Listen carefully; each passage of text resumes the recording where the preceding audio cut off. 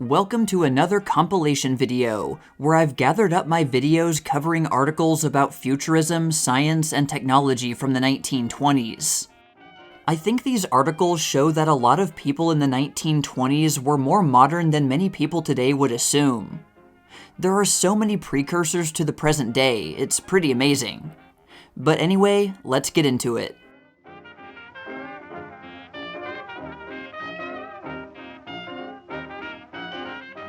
What the World Will Be Like in 100 Years by W. L. George.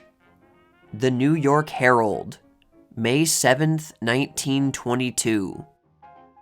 There is a good old rule which bids us never prophesy unless we know. But all the same, when one cannot prophesy, one may guess, especially if one is sure of being out of the way when the reckoning comes. Therefore, it is without anxiety that I suggest a picture of this world 100 years hence, and venture as my first guess that the world at that time would be remarkable to one of our ghosts, not so much because it was so different as because it was so similar. In the main, the changes which we may expect must be brought about by science. It is easier to bring about a revolutionary scientific discovery such as that of the X-ray than to alter in the least degree the quality of emotion that arises between a man and a maid. There will probably be many new rays in 2022, but the people whom they illumine will be much the same. From which the reader may conclude that I do not expect anything startling in the way of scientific discovery. That is not the case.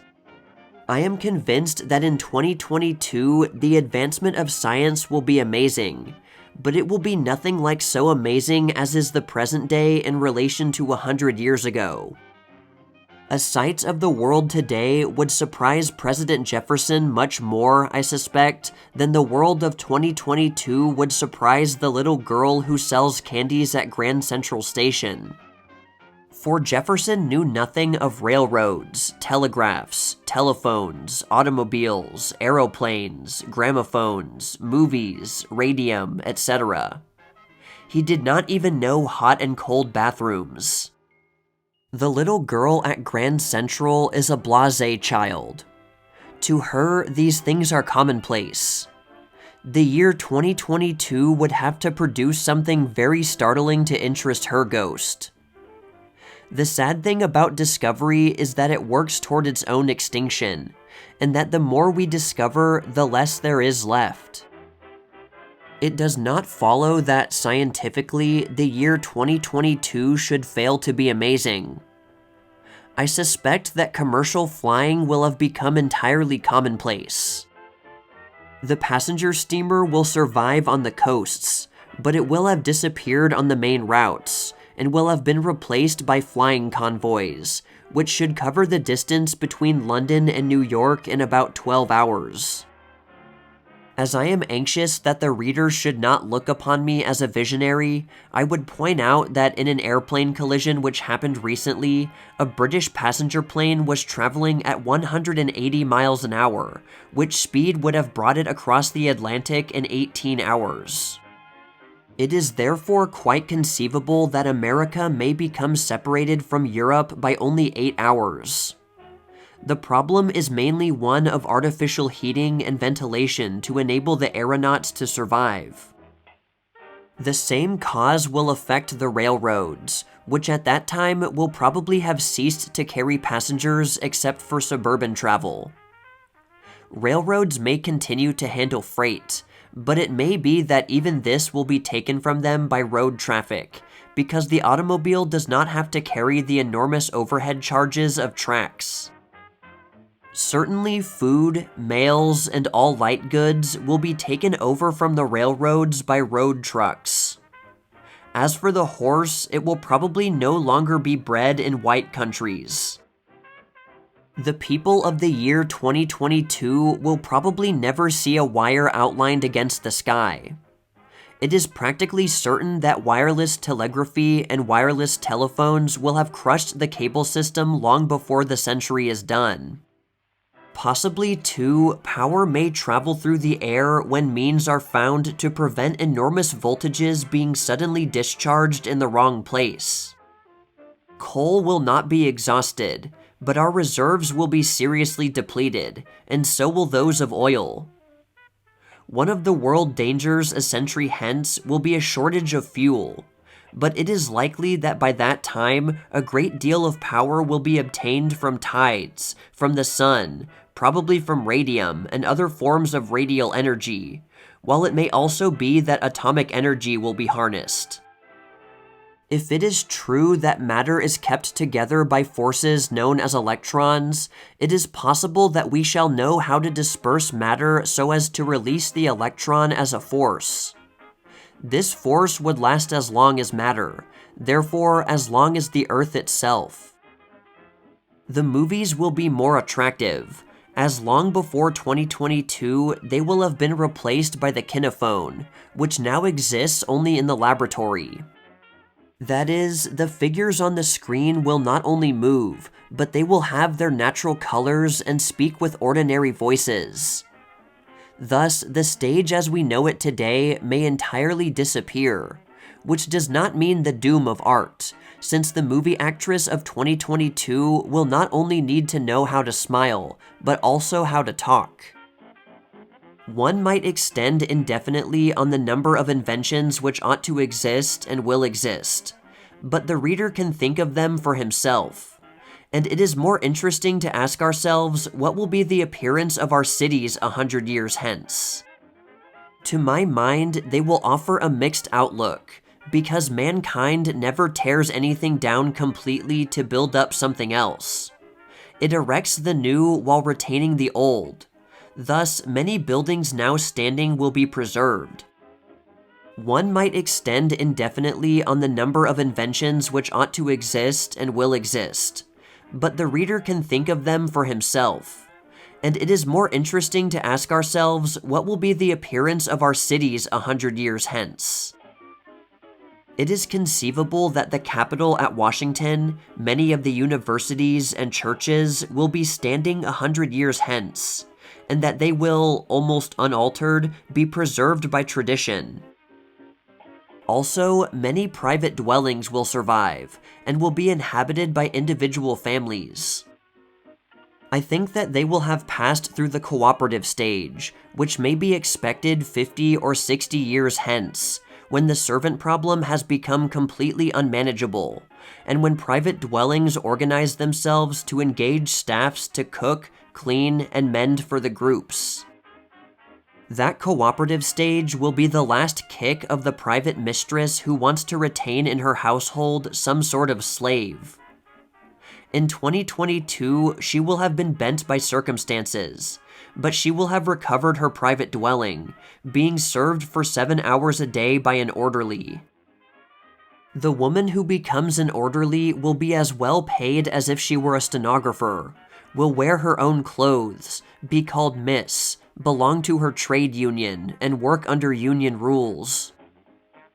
Naturally, the work of the household, which is being reduced day by day, will in 2022 be a great deal lighter.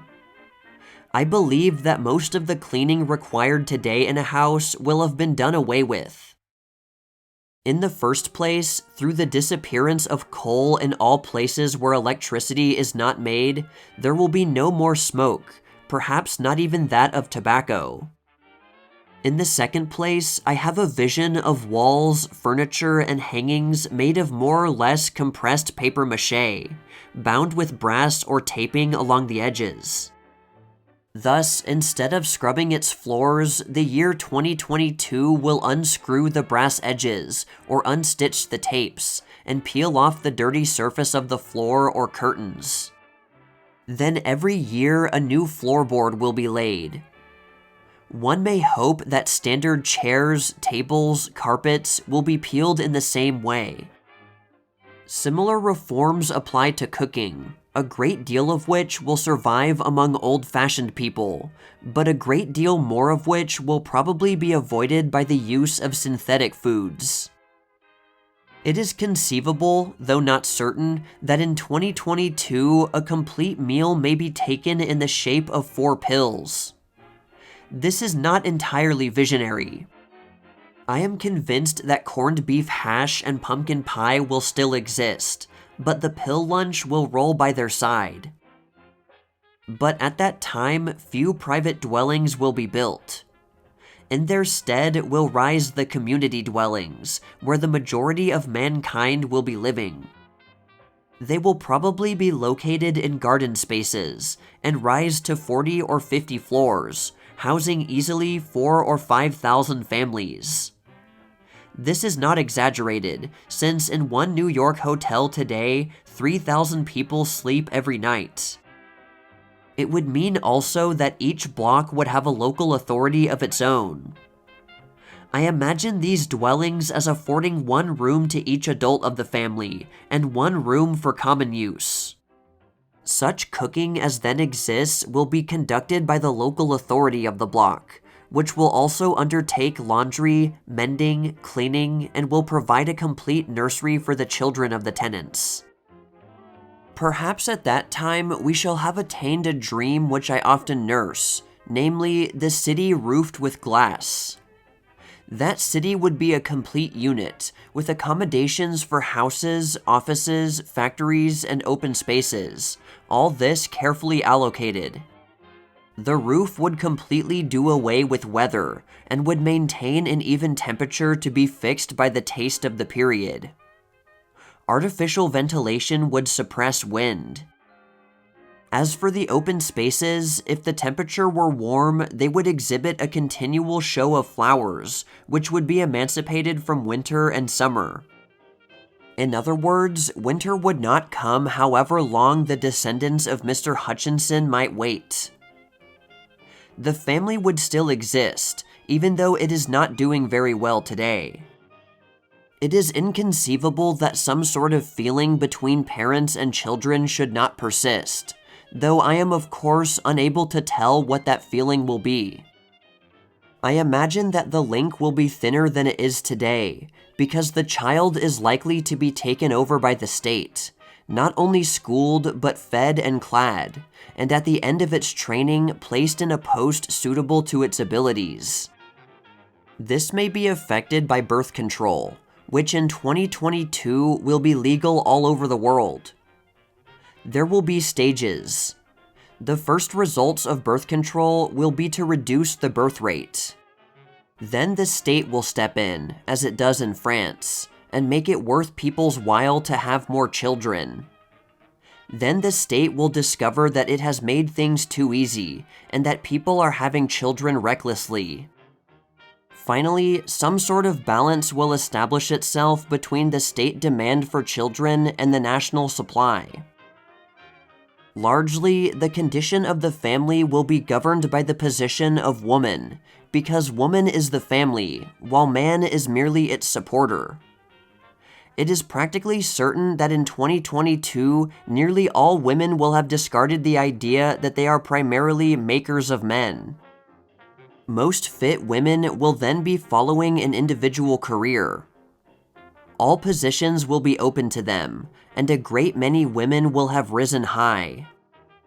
The year 2022 will probably see a large number of women in Congress, a great many on the judicial bench, many in civil service posts, and perhaps some in the president's cabinet. But it is unlikely that women will have achieved equality with men. Cautious feminists such as myself realize that things go slowly, and that a brief 100 years will not wipe out the effects on women of 30,000 years of slavery. Women will work, partly because they want to, and partly because they will be able to. Thus, women will pay their share in the upkeep of home and family. The above suggestion of community buildings, where all the household work will be done by professionals, will liberate the average wife, and enable her out of her wages to pay her share of the household work which she dislikes. Marriage will still exist much as it is today, for mankind has an inveterate taste for the institution.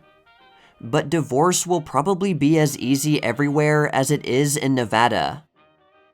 In view, however, of the improved position of woman and her earning power, she will not only cease to be entitled to alimony, but she will be expected, after the divorce, to pay her share of the maintenance of her children.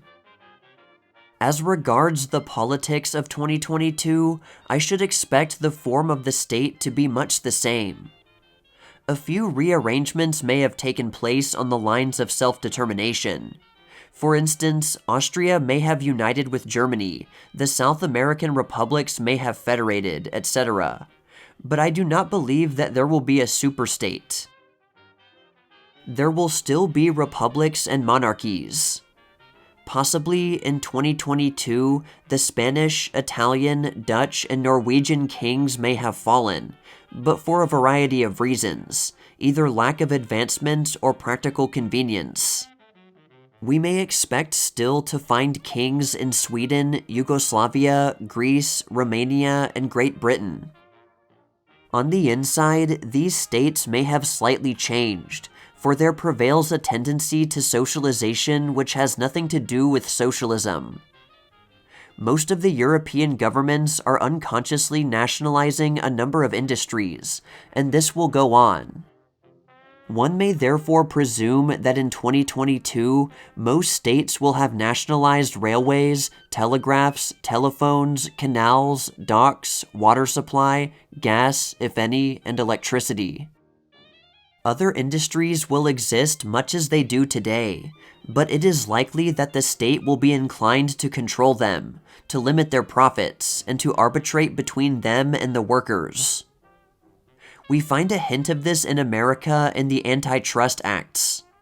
100 years hence, the tendency will be much stronger. It is worth noting as an international factor that by that time, purely national industries will almost have disappeared, and that the work of the world will be in the hands of controlled combines governing the supply of a commodity from China to Peru. Unfortunately, these international relations through trade are not likely to have affected political conditions. There will still be war.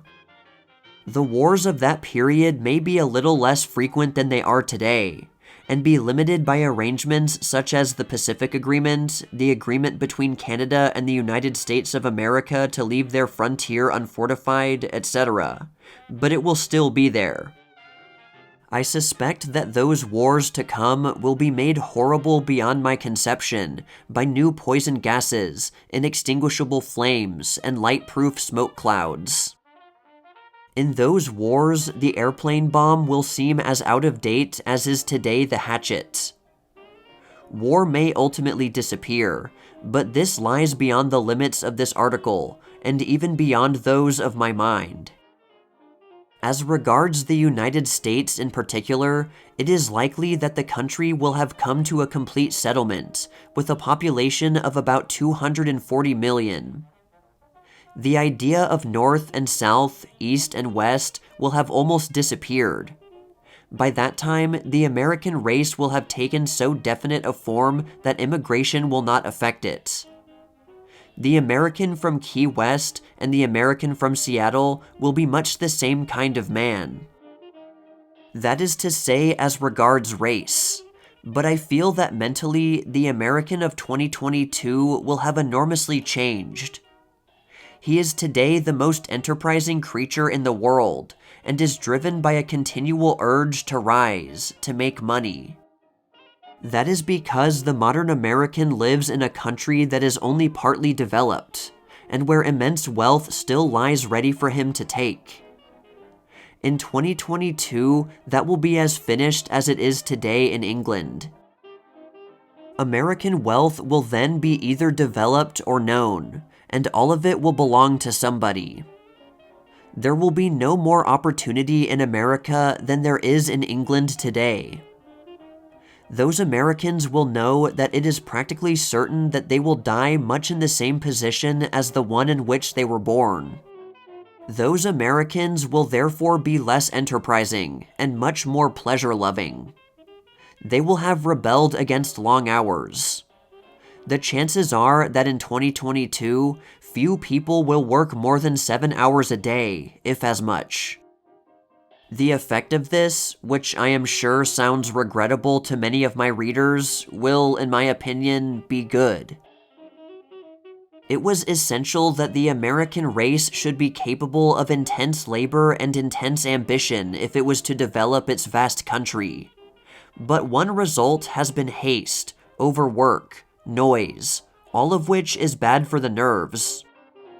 In 2022, America will have made her fortune, and will be enjoying it as well as she can. I think that she will be a happier country than she is today. The appeal of wealth will be less, because wealth will be difficult to attain, so those Americans to come will be producing in art and literature infinitely more than they are producing today. Today, in fiction, America leads the world by sincerity, faith, and fearlessness. But the American novel of significance is a novel of revolt against the thralls of money, of convention, and of Puritanism. In 2022, American literature will be a literature of culture. The battle will be over, and the muzzle off. There will be no more things one can't say, and things one can't think. No doubt there will be in 2022 people who think as they would have thought in 1922, or even a little earlier. But a great liberalism of mind will prevail. It is not my business to congratulate the future, and I have no desire to do so, as it is impossible to say a thing is good or bad. All one can say is that it exists. But in case some of my readers feel repulsion when they contemplate my lunch pills or my nationalized railroads, to those I would say that they are perhaps unduly anxious. The world takes care of itself. It has been doing so for hundreds of centuries and is still spinning. The world will take care of itself in 2022. That is its chief occupation. More than that, I feel convinced that though the world may lose graces, it will develop other graces, that on the whole, and as time goes on, mankind grows more intelligent, more amiable, and more honest. The future will be difficult. What does that matter? So was the past difficult. Difficulties did not prevent its turning into a tolerable present.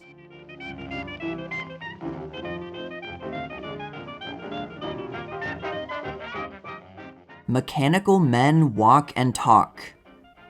Popular Science Monthly, December 1928. Upon the rostrum sat a large and awesome figure, not unlike the giant warrior of brass atop the mountain in Scheherazade's tale. But this huge monster had the cold white sheen of tin, and the experienced eye could tell that aluminum was his substance. With his armor-plated chest, arms, and legs, and sharp metal joints at the knees, he seemed like a grotesque enlargement of the knights in armor that frighten elderly lady visitors in museums. The thing's enormous size and the stark immobility of his face gave him a really terrifying quality. His lipless, toothless mouth agape, his hollow eyes aslant, he stared into an audience that packed the Royal Horticultural Hall in London. Fairly pop-eyed, they returned his lifeless gaze. They felt subconsciously that here was some strange symbol of relentless fate itself. Their wonder mounted to amazement when, with a grinding, creaking noise, the figure rose and moved his stiff arms in a superfluous gesture asking for silence. Suddenly, the black, dead eyes became alive with a ghastly yellow light, and then he spoke. "Ladies and gentlemen," came a rumbling voice. "Unaccustomed as I am to public speaking, it gives me great pleasure." The spell was broken. True, the voice had an unearthly sound, but the pronunciation was that of the typical educated Englishman, and the words were the time-honored commonplaces uttered by presiding officers the world over. In such novel fashion, the recent model engineering exhibition was opened in the British capital. A scientist of note had promised to preside, but a few days before the opening date, word was received that he would not be able to appear. It was then that Captain W.H. Richards conceived the idea of constructing a man of metal to do the job. This creature not only would take the place of the defaulting chairman, but serve as a most appropriate feature for the engineering show. He set to work quickly and christened his aluminum creation Eric.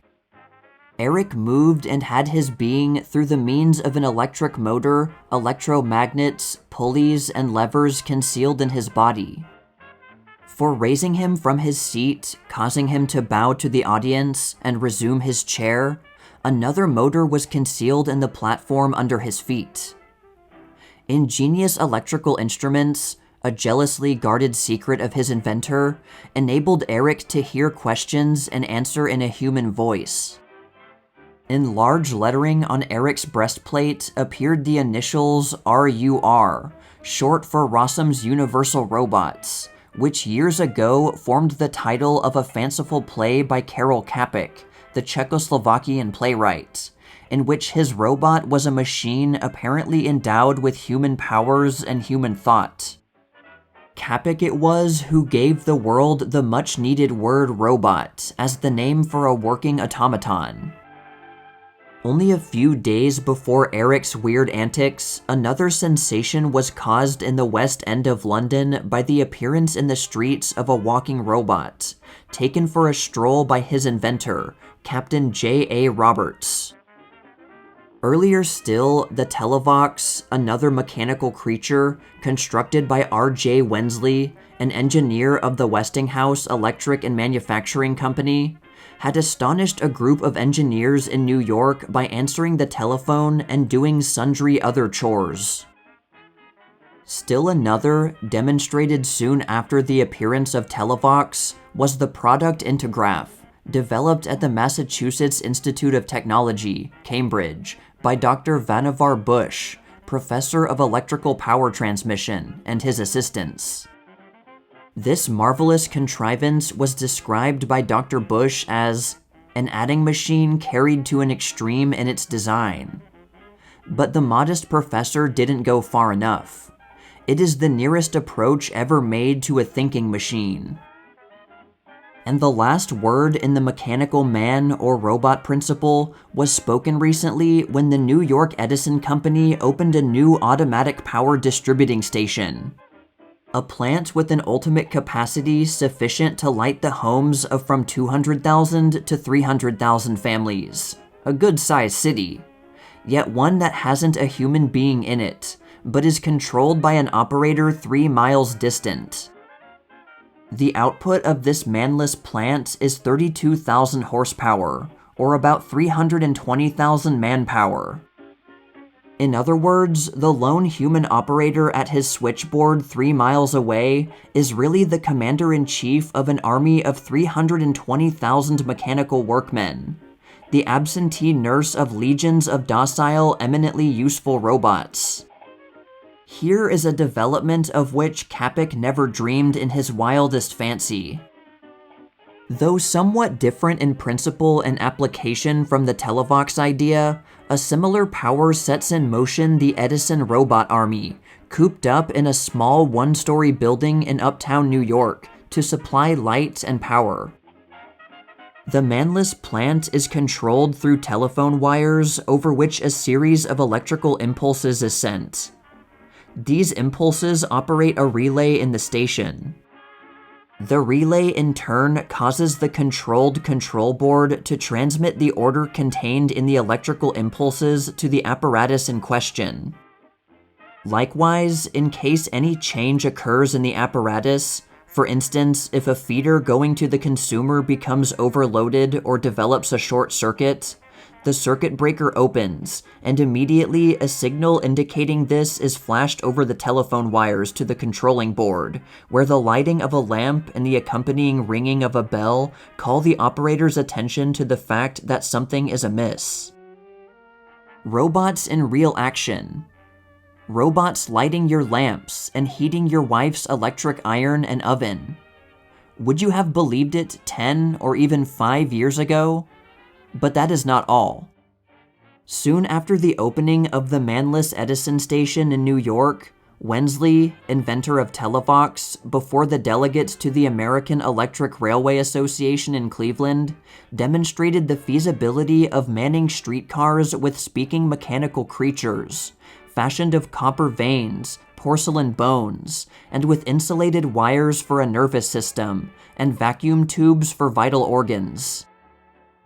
A week or two later, the claim was made in England that 40% will be saved in the cost of labor through a machine which lays 180 yards of railway track in an hour, or relays 4 miles in a single night. The device was tried experimentally by the London and Northeastern Railway Company. Among its features are a circular saw for the automatic trimming of sleepers, an engine which generates its own electricity, and searchlights. An official of the company declared that the track-laying machine bodily picks up a section of old track 16 feet long, deposits it on the train, carries forward a new section, and gently lowers it into the position where the old track was. Another robot with a vengeance.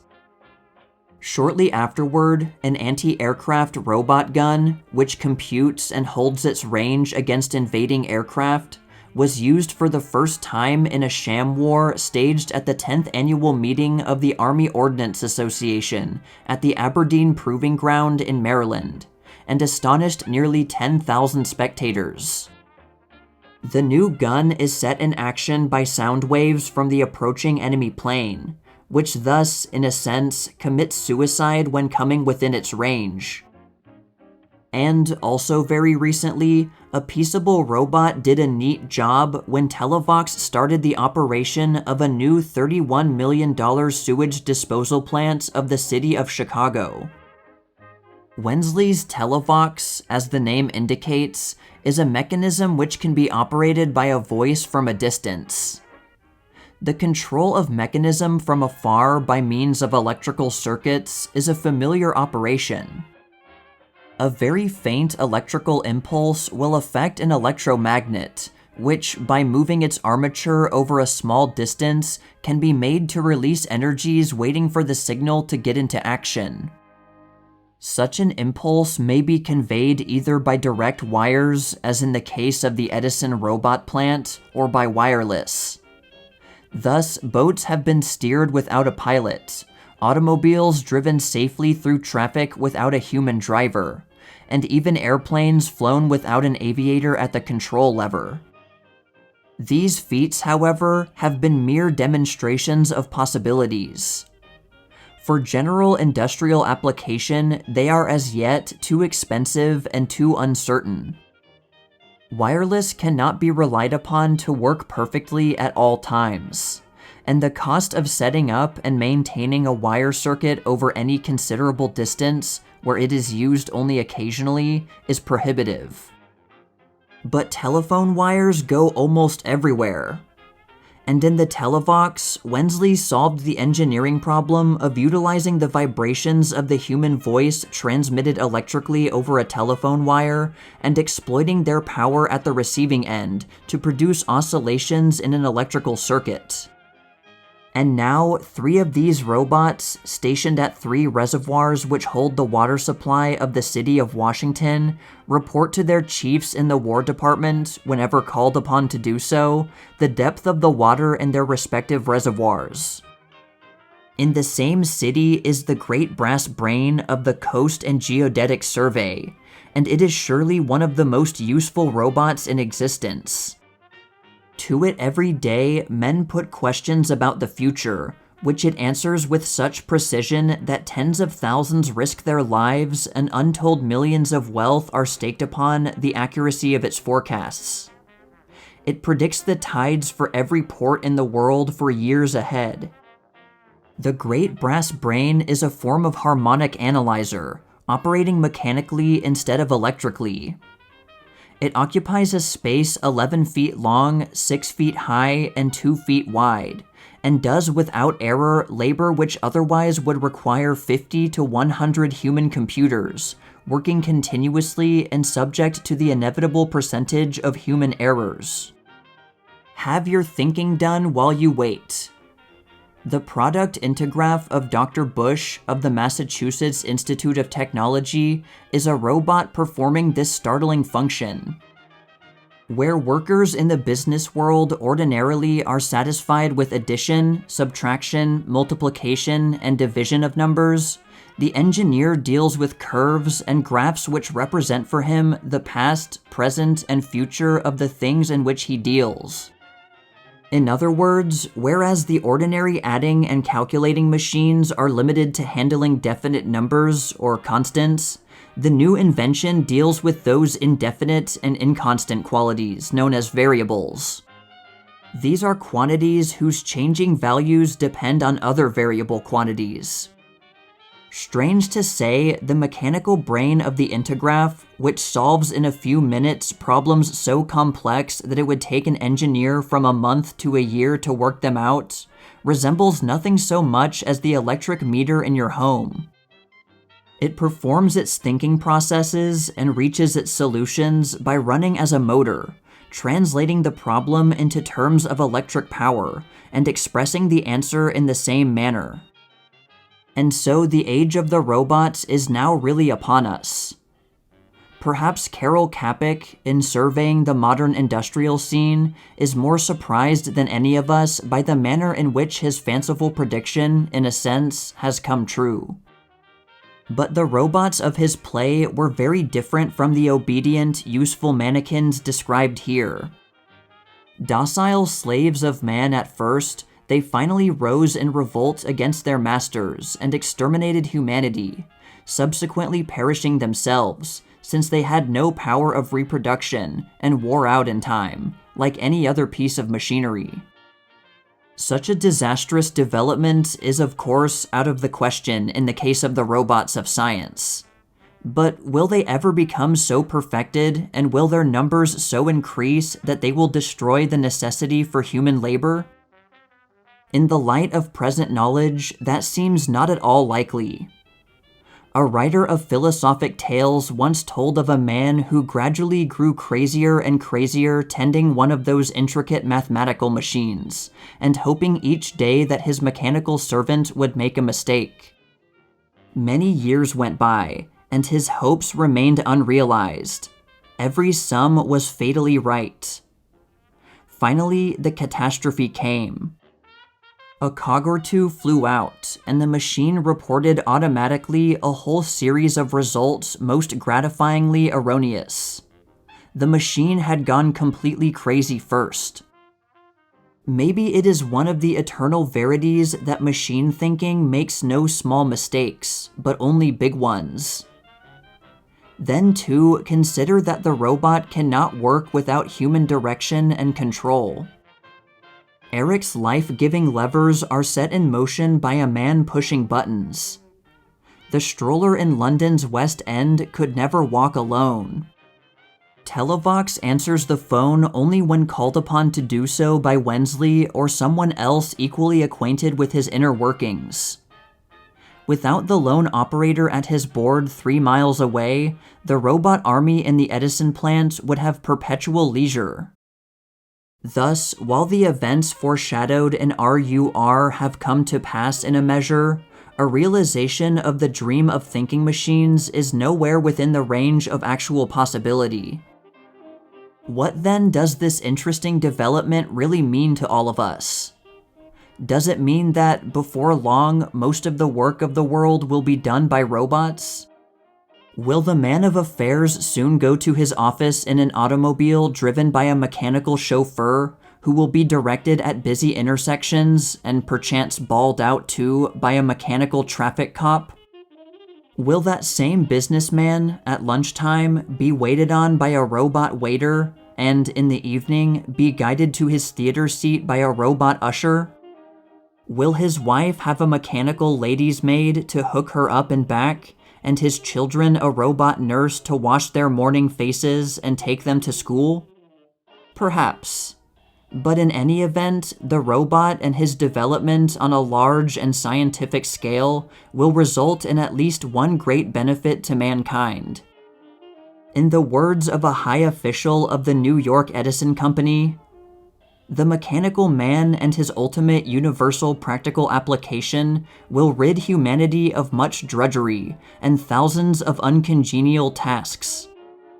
Men thus freed from unpleasant chores," he declared, "never need fear unemployment in a well-organized society, but on the contrary may look forward to a better opportunity for the development of their inherent talents and intellectual powers.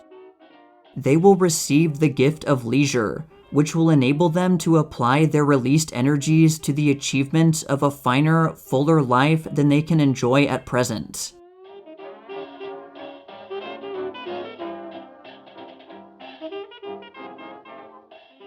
The Snow Burner.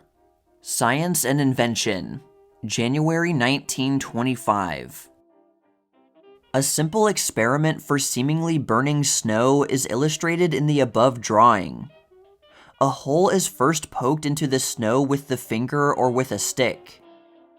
A piece of calcium carbide is then dropped into the hole, and snow packed lightly on top of the calcium carbide. The moisture present in the snow causes the calcium carbide to go into chemical reaction with the water and evolve acetylene, which burns on the surface of the snow when ignited. The heat formed will melt the snow, and the heat of reaction will further aid the melting of the snow. Based on the principle of the experiment previously illustrated, the suggestion for the experiment having been made by Harry E. Hale, the snow burner here illustrated has been devised. Essentially, this consists of a means of sprinkling calcium carbide upon snow, and as the gas is evolved, it is lit with a match. The sprinkler is then drawn over the walks, and the flames follow in its wake, melting the snow which runs off in the form of water. Great care must be exercised in sprinkling calcium carbide upon snow, so that when the gas is evolved and ignited, it will not set fire to shrubbery, trees, or the house itself. Under no conditions should such a snow remover be used when a gale is blowing, and the individual drawing the mechanism over the road should always see to it that he heads into any slight breeze which may be blowing, so that his own clothes will not be ignited. A slow procedure is best, because a large area of snow will not be heated at one time, and the flame area is considerably confined. The principal parts of the mechanism are illustrated. It will be noted that a hopper containing calcium carbide slowly drops the carbide into a pan revolving at high speed. The pan is covered on the front half by a shield, so that the carbide sprinkled out because of centrifugal force will only fall in back of the mechanism. For eliminating small patches of snow, the best system is to sprinkle the carbide out of a pan.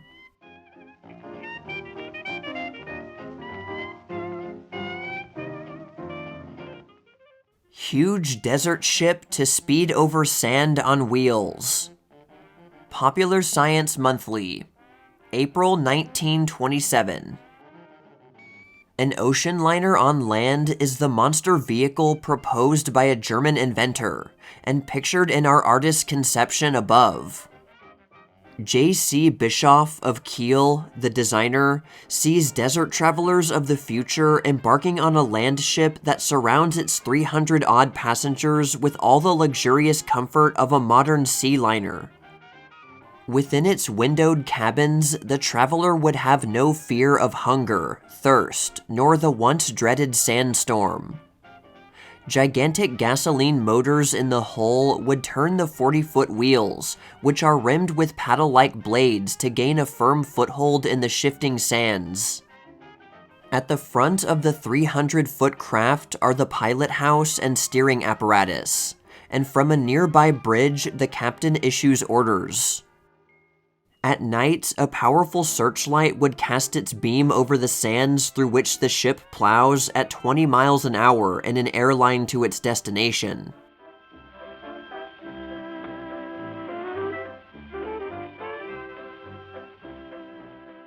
starting on a journey by air in the year 1930. Popular Science Monthly, June 1921.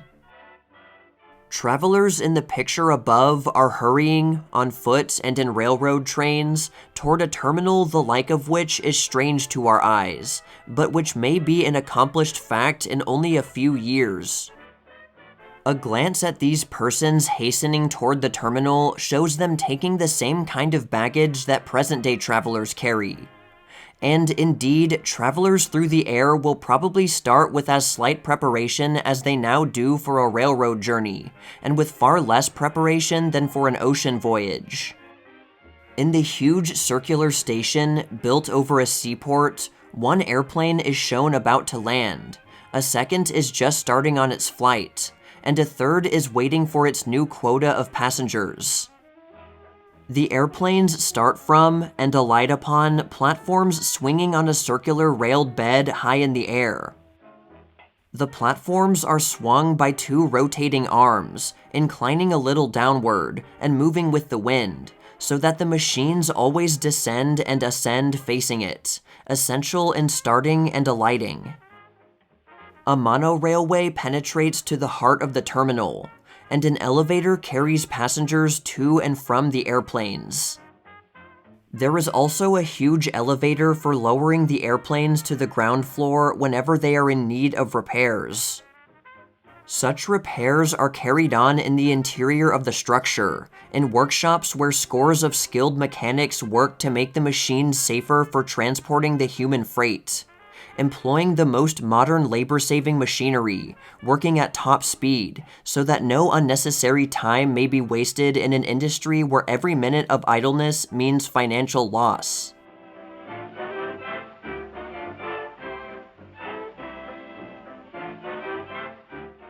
Luxurious railway coaches may take wing. Popular Science Monthly, November 1923. Is a round-the-world journey, overland by rail and across oceans by plane without changing cars, to be an aeronautical commonplace of tomorrow? Late advices from England indicate that British engineers and inventors are approaching success in just such an adventure into supertransportation. The project contemplates great passenger compartment cars to be transported either on railway trucks or attached to huge airplane wings. Transcontinental trains arriving at an aerodrome transfer point would shunt these air and land cars into the wings of a giant airplane. Thus, without waking in their sleeping accommodations, passengers would be racing on rails down the Hudson Valley 1 hour and on wings above the Atlantic the next. No time would be lost in rail and steamer connections, and rail economy would be combined with the tremendous speed of man-made wings. The fascinating possibilities of such a scientific stride incite the imagination. We may foresee luxuriously appointed passenger cars, equipped to furnish entertainment and comfort to passengers. We may imagine ourselves as these passengers, one morning enjoying an Ohio landscape from the car windows, on the evening of the next day looking down upon the conquered Alps. Engineers of the Pullman Company for several years have been studying the possibilities of aerial Pullmans and will be ready to construct them the moment aeronautical advance makes them feasible.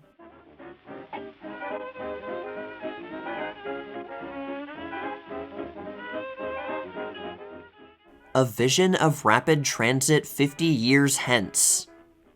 Popular Science Monthly, May 1922.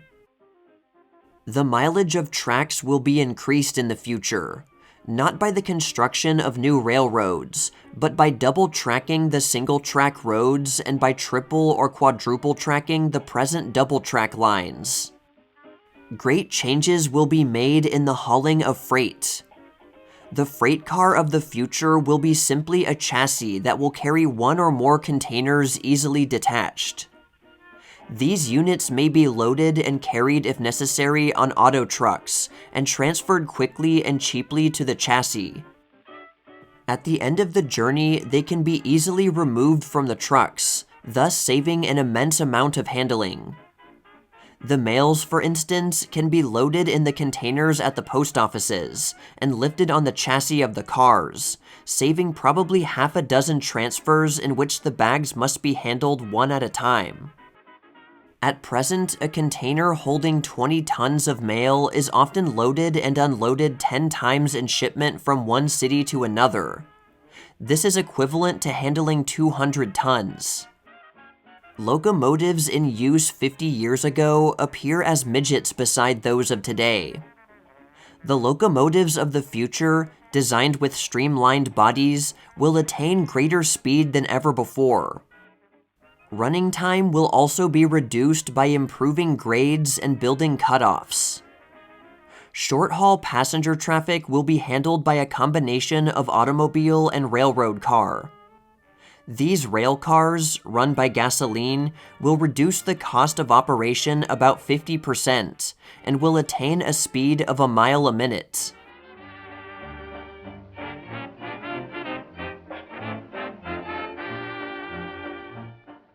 The first great passenger liner of the air. Popular Mechanics, December 1928.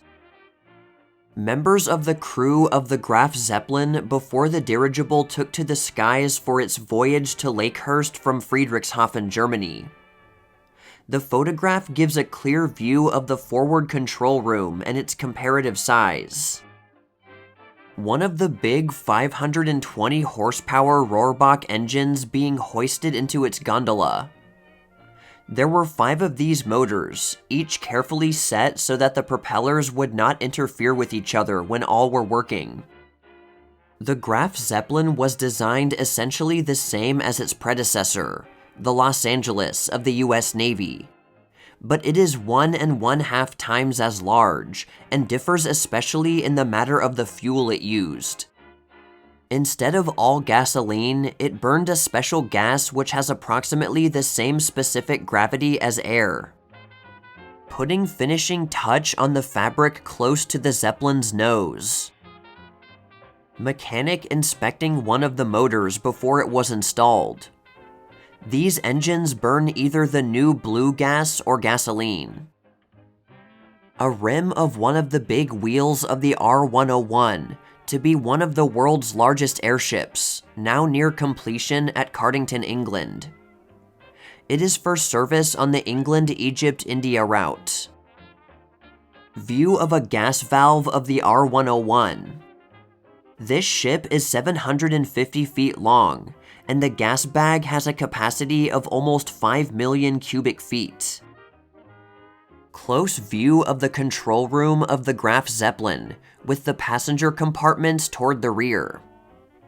Note the spaces for the gas bags, the fuel, freight and baggage storage, the crew's sleeping quarters, kitchen, dining room, and lounge.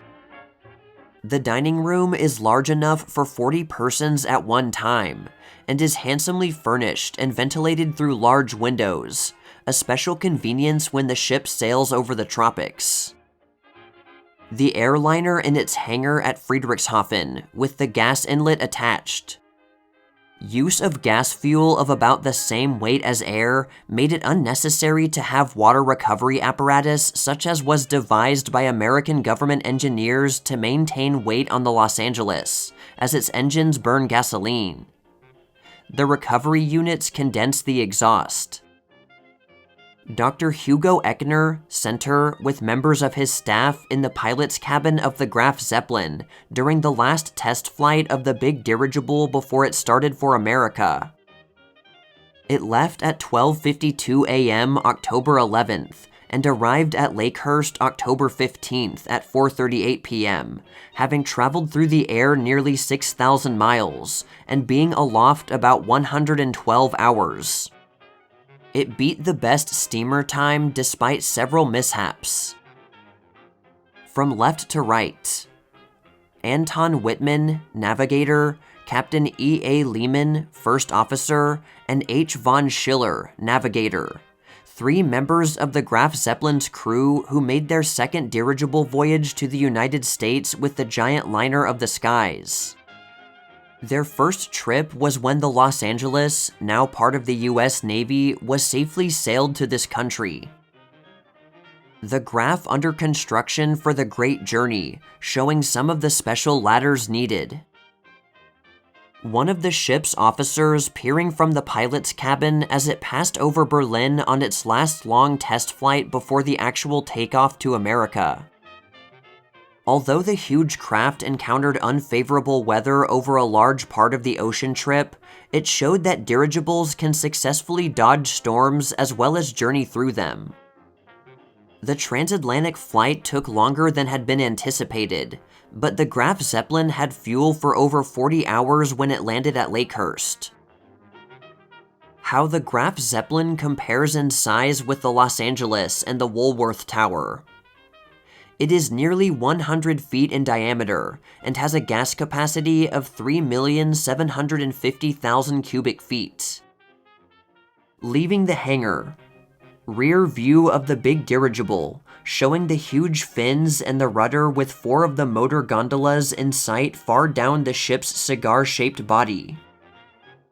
Close view, showing Robert Hartman, a cameraman, at the window of one of the gondolas of the giant ship just before the second test flight, which proved it worthy for the trip across the ocean.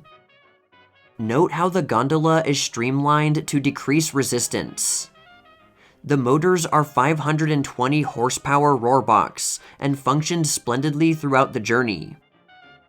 A minor mishap to one of the big fins was the only damage suffered in the 112-hour flight against unfavorable winds and through fogs. All the motors and other parts of the ship are controlled from the forward cabin, the brains of the dirigible. One of the most difficult phases of travel by dirigibles involves handling the big bags when they land. Here is part of the expert landing crew of the Graf Zeppelin at the ropes just before the ship took to the air for its first flight. A view of the wind-driven generator that supplies current for the ship's wireless system. When the dirigible slows down, the generator slackens speed too, hampering the performance of the radio apparatus. Radio set in a German commercial airplane. The Graf Zeppelin was equipped with a special radio cabin fitted with the latest types of receivers and transmitters, as well as radio direction-finding apparatus. Batteries were provided for operating the ship's wireless in case the wind generator was not running. But they were out of commission at first, and the ship was cut off from communication until the battery system was repaired.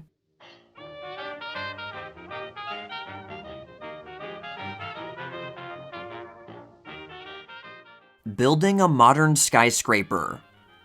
Popular mechanics. January 1st, 1925. The growth of a great skyscraper from the first excavations to the building of the stone walls around the steel skeleton is one of the greatest feats of modern engineering. To the city dweller to whom the sight is an everyday occurrence, there still remains an endless fascination in every step, from the digging of the basement by steam shovels to the placing of the last stone. Modern skyscrapers go up so rapidly that the progress can be measured with the eye from day to day, which adds interest to the game of watching the workmen. The steelwork rises into the air on a fixed schedule, so many feet per day, so efficiently is every detail planned. For instance, 2 men named Jimmy erected the steel for a 38-story building in 114 days. Without help, they placed each column, girder, and beam in place, and bolted the ends to hold until the rivet gangs could complete the job. There were 6,900 tons of steel in the towering skeleton. It was not accident that both the connectors, the title they bore on the contractor's payroll, had the same name. The elder was Irish and was Jimmy by accident, but the younger was Swedish and was Jimmy by choice. The reason is that the first connector, old in years at what is essentially a young man's game, insists that his partner must bear the same name, and when one Jimmy quits, work halts until the contractor finds another to take his place. The connectors are the monarchs of skyscraper construction. The reason there were but 2 men to place all the steel in the giant building was that the floor area was small enough for a single derrick with an exceptionally long boom to reach every corner of it. For each derrick used, there must be 2 connectors in an erecting crew of 7 men, the others including the foreman, engineer, hoisting engineer, and the 2 hookers who attached the cable to each piece of steel on the ground, sending them aloft in the order in which they are needed. The building of a modern office skyscraper requires relatively few men on the scene, but back of them is the combined work of hundreds or thousands of others. In the ore mines of Minnesota, dynamite, steam shovels, railroad crews, and muckers get out the iron ore and start it down the lakes in steamers, bound for the steel mills of Pittsburgh or Youngstown or the Chicago district. At the mills, the metal is extracted, and from the furnaces pours as molten steel into the ingot molds, to be rolled into bars and billets. At the fabrication plant, reheating and more rollers reduce the steel to beams, ready to be drilled for the rivet holes. In the limestone quarries of Indiana, channeling machines, driven by steam, cut out huge blocks of stone, some to go to the saws to be cut into plain blocks for the plain wall surfaces, and others to column fluting machines or hand carvers to be fashioned into the delicate ornamental parts. In the marble quarries of Vermont and Italy, other men are getting out the stone for interior finish. Cement quarries are reducing the rock to building material. Sand dredges collect the aggregate. Lumber for forms is cut from trees in the Northwest. And from half a dozen countries, fine hardwoods are ordered for interior paneling. Back of all their preparation lies the work of the artists and draftsmen and architects who conceived the design and executed the plans, and they in turn were followed by the substructure workers who dug down to bedrock and built the foundations. Drawing the plans and preparing the specifications for modern buildings is a highly specialized work. One draftsman does nothing but design plumbing installations.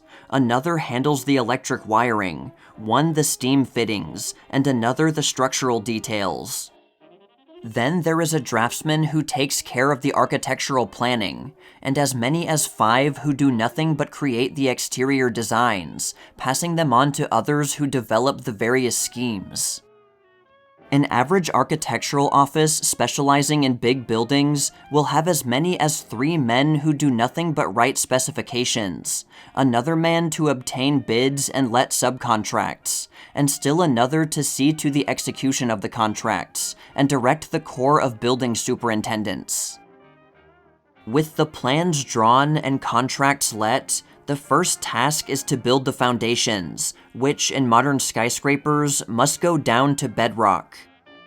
30 years ago, in the early days of tall buildings, modern caisson construction had not been developed, and buildings were erected on crib works or forests of wooden piles. The result was that they slowly settled as the multitude of sewers, conduits, and tunnels under the streets drained the water away from the surrounding earth and allowed it to compress. With the lower foundations in place, work begins on the basement, or rather basements, as there are usually from 4 to 8 floor levels underground. Once the substructure is in place, the jimmies of the construction gang arrive. As soon as the steel structure gets started upward, the carpenters and cement men follow with their forms and liquid rock. The cement casing serves a dual purpose. It fireproofs the steel to prevent its melting under intense heat, and likewise adds rigidity to the building. The last is by no means the least important, and it is for this reason that the cement forms follow so closely after the erection crew. Even when working only 6 floors ahead, there is considerable swaying, and a slender skeleton of steelwork will buck as much as 6 inches when the derrick picks up its load hundreds of feet below on the ground. The stonemasons follow the cement men, and it is not at all unusual to see them start their work 5 or 10 stories in the air, resting the stone on steel ledges provided at each floor for that purpose. Before the days of steel construction, the walls carried the framework, and on tall buildings were necessarily enormously thick. Nowadays, the process has been reversed, and the framework carries the walls. The reason for starting the stonework several stories above the ground is that, as a rule, only plain sawed stone is used there, while the elaborately hand-carved stone for the lower floors requires more time to prepare, and often is not ready until long after many of the upper floors have been completed.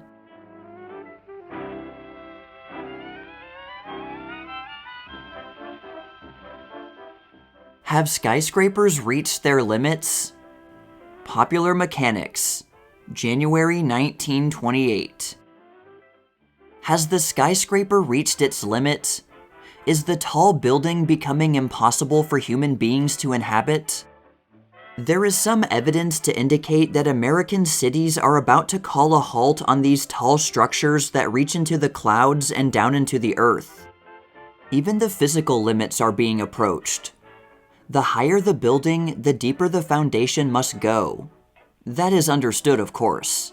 But it is not always so easy to keep on digging to find a solid rock bottom that will sustain millions of tons of concrete, steel, and marble.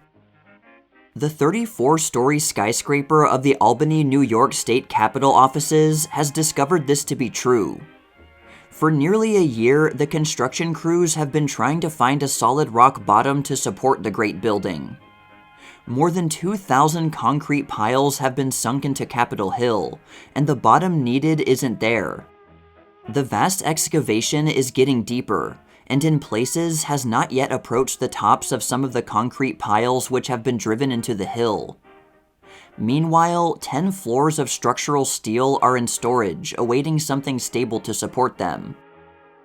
While the troubles of the Albany contractors are many, engineers tell of similar conditions that are being encountered as the height of buildings increases. Geologists say that many cities are located on mounds of earth that are just short of liquid in their consistency as far as proper skyscraper foundations are concerned. The troubles of contractors are illustrated by the amazing experience at Albany. It was estimated that concrete piles embedded 37 feet into the earth would each support 35 tons, and with enough piles, the building's height would be assured.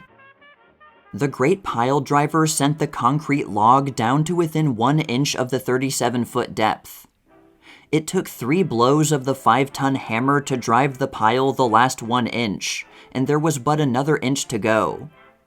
The hammer came down once and hit the pile again, and presto, the pile simply disappeared. Other piles showed the same result. There was not enough resistance, and the piles disappeared into the soft earth below. Then the engineers placed a 12 by 12 timber on top of one of the concrete posts and set the pile driver to work. The pile, as a consequence, went down 112 feet before it hit hardpan.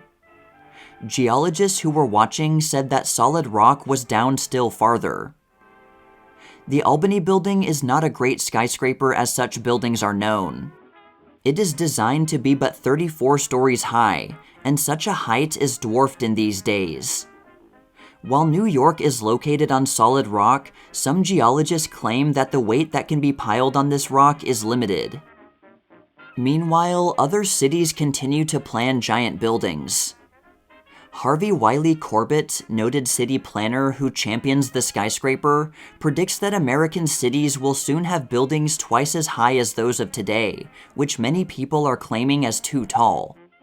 Major Henry H. Curran, also of New York, opposes Mr. Corbett and points to the impossibilities of such buildings in terms of human happiness as well as construction. Mr. Corbett, as an architect, shows what he believes New York will look like in 1975. There will be other cities like it: Detroit, Chicago, Philadelphia, St. Louis, perhaps. American cities will be composed of gigantic towers, he says. Pedestrian traffic will be separated on elevated highways from vehicular traffic moving in canals below. The big cities will be modern Venices with motors instead of water filling the canals. The big stores will have 2 entrances, one below for automobiles and one on the second-story level for pedestrians. Shoppers will be able to walk from store to store undisturbed by traffic. The open park plazas will be lifted to a level with the pedestrian lanes, and the space below will be used for parking automobiles. The step-back skyscrapers of the future will have moving stairs on the outside of the buildings instead of elevators, with facilities for passengers to alight at any floor, Mr. Corbett declared. There will be airplane landings everywhere. Artificial light, now in its infancy, will revolutionize our life, turning night completely into day. The city's business hours will be 24 instead of 8 or 10. People will work in 6-hour shifts. The churches will be located atop of the great commercial buildings, commanding attention, or be buried in nondescript buildings below. Mr. Corbett bases his prophecies on a lifetime of leadership in designing great buildings, and is a world authority. He continued, "Buildings will cover entire blocks, reaching in series of lifts and towers to supreme heights. Some of the skyscrapers will be a half-mile high and will house small-sized cities. Stores will occupy lower floors. Then will come banks of floors devoted to offices. Atop of this section will be the residential part, floors where those who are employed in the business division of the structure might live. Schoolrooms, churches, theaters, and social features will take over the next section of floors. The roof will be used for airplane landings or station stops for air transit to various sections of the country, or for that matter, the world. Imagine these new cities with no smoke, where the heat, the power, and the light are all supplied by burning coal at the mine that is transformed into electric power and sent to the cities, where the upper portions of the buildings are more attractive than the lower, where we can take advantage of our terraces and use them for our gardens if we wish.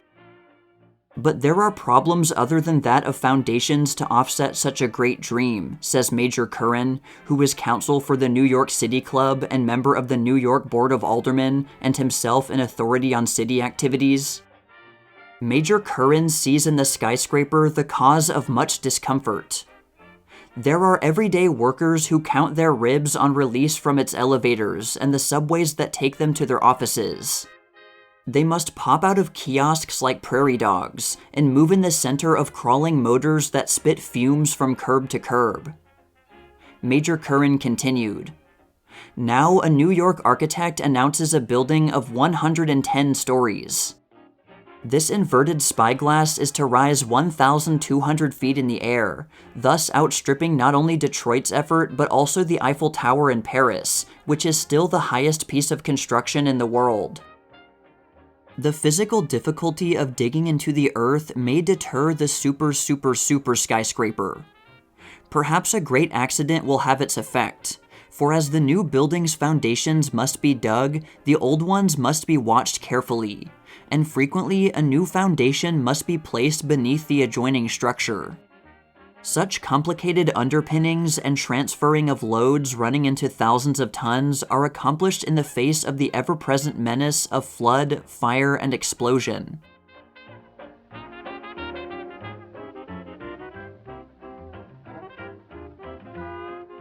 Raindrop bodies for automobiles. Popular Mechanics, March 1925. Streamlined automobile bodies, motors at the rear instead of under a front hood, and other radical changes are among the developments promised for the near future by both native and foreign automobile designers. The raindrop body, completely streamlined to reduce air resistance to the lowest possible point, is already attracting considerable attention abroad and is being manufactured both in England and Germany. If the new school of design catches the popular fancy, and its proponents believe it will because the fully streamlined body is rational, they say, the motorcar of the near future will at last escape from all vestige of the buggy and horse-drawn carriage motif. Starting out with a 1 or 2 cylinder engine built under an ordinary one-seated buggy, automobile builders became so firmly enmeshed in the tradition that they have never fully freed themselves of it. The first automobiles had buggy dashboards, buggy lamps, carriage wheels, and it wasn't much more than 20 years ago that one automobile designer put a car on the market equipped with a whip socket. The evolution of the automobile proceeded rapidly, but always with the impress of carriage builders' designs.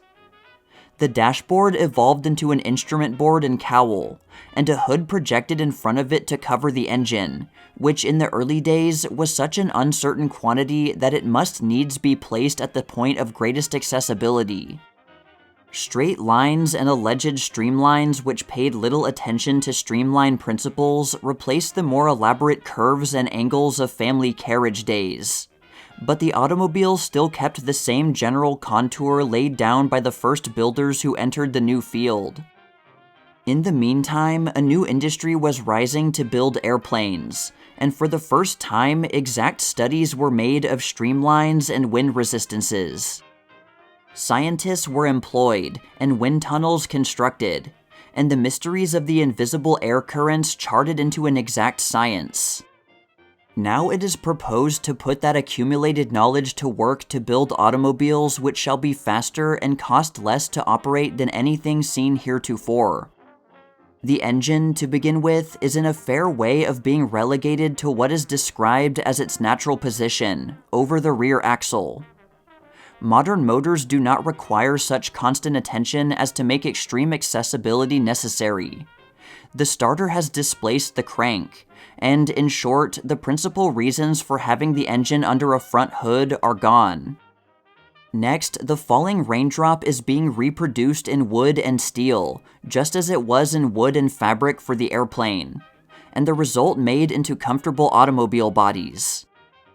The latest thing in streamlining is designed to eliminate not only the vacuum drag against the rear of a car, but the power-absorbing swirls in the air, which cut down speed and leave clouds of dust floating behind.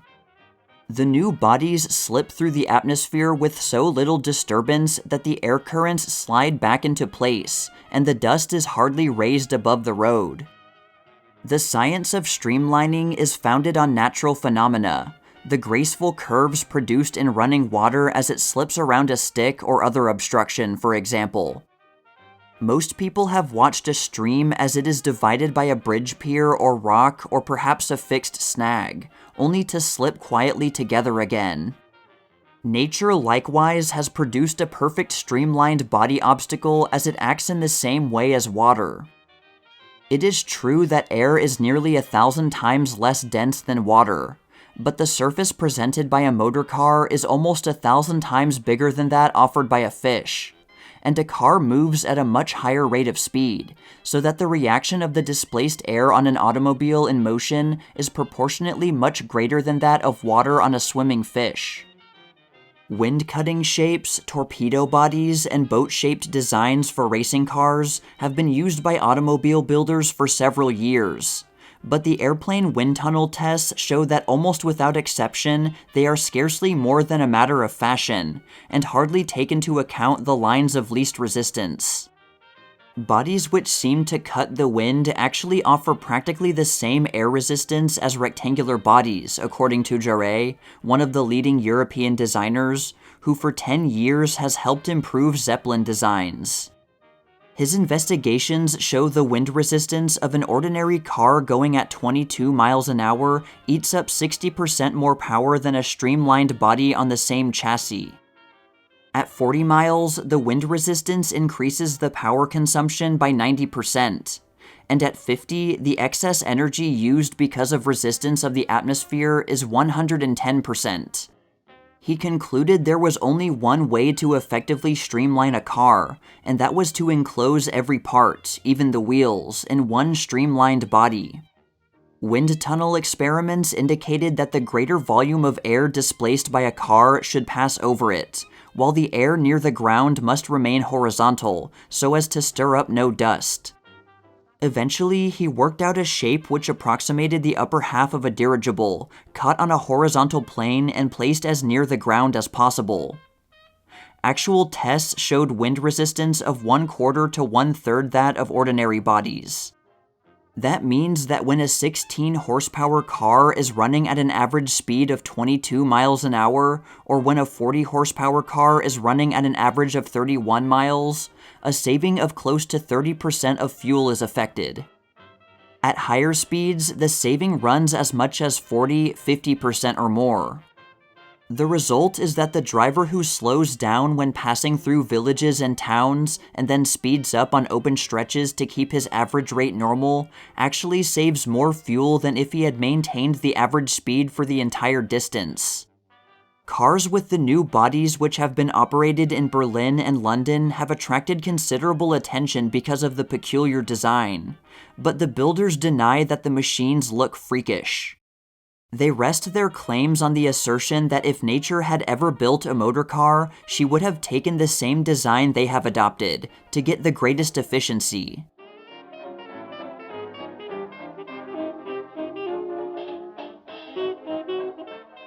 Flaps its wings like a bird.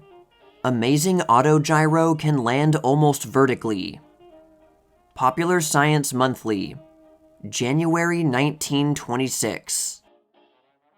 At Farnborough, England a few weeks ago, a group of aeronautical engineers and aviation enthusiasts assembled to witness an event that may revolutionize completely the future development of the art of aviation. An odd, awkward-looking flying machine, topped with a windmill arrangement that flapped like the wings of a bird, rose swiftly from the ground, accomplished a trial flight of almost 50 miles, and then returned to its starting place, dropping almost vertically and coming to a full stop within 20 feet of the place where it first touched the ground. This queer machine, which conforms to none of the usual rules for airplane design, is called the Autogyro. It is the invention of Don Juan de la Cierva, a young Spanish engineer, who has brought it to its present stage of development after 5 years' work. Vice Marshal Sir Sefton Branker of the British Air Force, after witnessing the successful demonstration of the machine, declared that, "It is the greatest step in aeronautical progress since the Wright brothers flew the first airplane." That de la Cierva was working on a revolutionary type of aircraft has been no secret. Several articles describing various stages of his progress have appeared in Popular Science Monthly. The aviation world, however, scarcely was prepared for the sensational success of this public demonstration.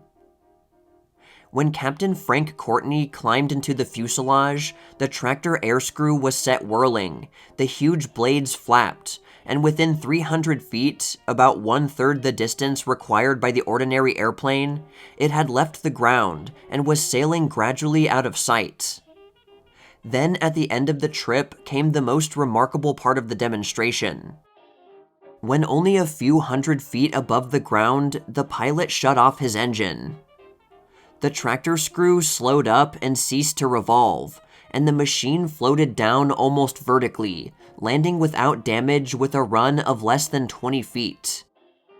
Here at last was an airplane that could land on a mere spot. The airplane possibly that may point the way to planes that can land on the roofs of houses or in city streets and parks, and thus enlarge amazingly the utility and scope of aircraft. The machine starts off in the ordinary way, by aid of an engine-driven tractor screw. To start the lifting blades rotating, men haul away a steel cable wound round the base of the screw, much as a string is pulled from a top. According to measurements, the Autogyro leaves the ground with the low speed of 15 miles an hour. Its maximum speed in the air is 70 miles an hour. In order to stay in the air, an ordinary airplane must keep up high velocity. Even a small loss in velocity may result in an accident. It is claimed that the Autogyro is very slightly affected by loss of forward speed, the real speed which counts for substension being that of the wingtips, which travel over a spiral path at a much higher velocity than the speed of travel. Even if the engine should fail completely, the blades of the autogyro will sustain the plane in the air, allowing it to sink slowly and land safely.